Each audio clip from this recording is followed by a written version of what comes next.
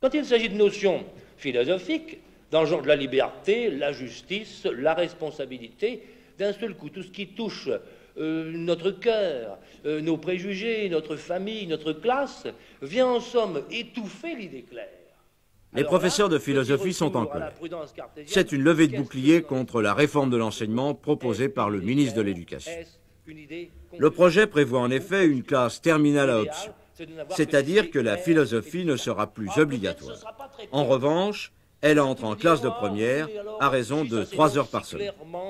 Pour les enseignants, c'est à moyen terme la mort de la philosophie. Car les élèves choisiront leur option en fonction de leurs études, c'est-à-dire les plus rentables, celles qui leur serviront dans leur future profession. Un futur ingénieur choisira les mathématiques, un futur médecin les sciences naturelles, un économiste la sociologie. Seuls les futurs professeurs de philosophie choisiront cette discipline. En fait, disent-ils, c'est à court terme l'effacement de la culture critique au profit d'une culture technique. Si des élèves, à l'âge où l'adolescent forme un tout, ne reçoit pas une culture philosophique qui forme un tout, eh bien, si on ne l'aide pas à se faire sa philosophie, eh bien, il subira celle des autres. Et à ce moment-là, ce ne sera plus un homme. Pour Maurice Duverger, professeur à l'École des sciences politiques, cette réforme, au contraire, permettra à la philosophie de se débarrasser de ce qu'il appelle le blablabla des professeurs.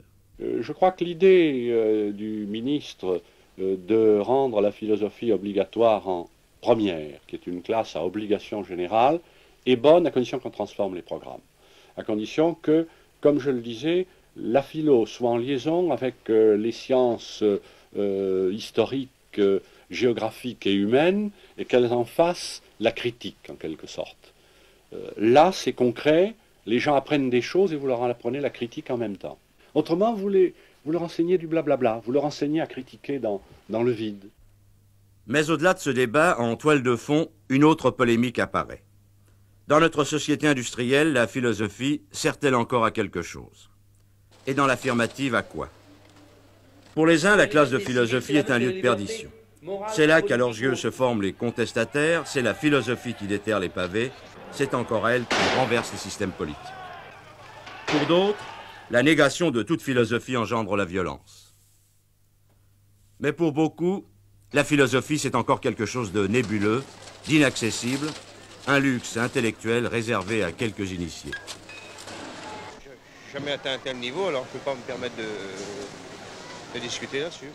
Eh bien, la philosophie, pour moi, c'est un effort pour connaître toutes les réponses à donner aux multiples questions que se pose un être humain. Le sens des choses, le sens de la vie. Et c'est ça. La philosophie, c'est trouver les raisons profondes des choses, une cohérence. Savoir vivre, finalement la philosophie, aujourd'hui, c'est la qualité de la vie. Je pense que la méthode de Descartes, bien qu'elle soit ancienne, au bout du compte, peut-on parler de l'utilité de la philosophie? La philosophie, c'est comme la prose chez M. Jourdain. On en fait sans s'en douter, sans le savoir. Et au moment même où on la conteste, c'est à ce moment-là qu'on en fait le plus. Et vous-même en ce moment. Et alors inversement, que serait un monde sans la philosophie? Eh bien, ce serait une statue muette. Il n'y aurait plus rien dedans.